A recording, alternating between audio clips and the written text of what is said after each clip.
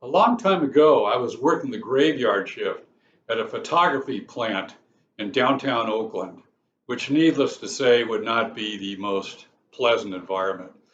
So one morning around 6 a.m., as I was finishing up my shift, I ran into this guy who, about my age, who always kind of espoused anti-company, pro-union sentiments. I kind of agreed with his basic attitude. However, I knew I wouldn't stay long enough at that place to become involved with the union, but he seemed like an okay guy.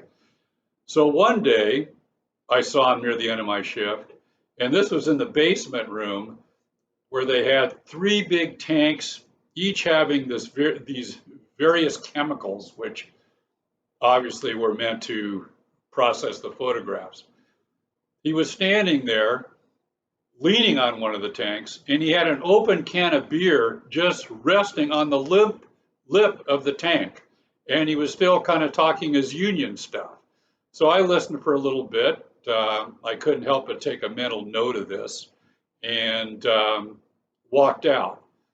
About 3 days later, I encountered the foreman of the company, and I said something like, "Hey, what happened with this guy? I haven't seen him in a while."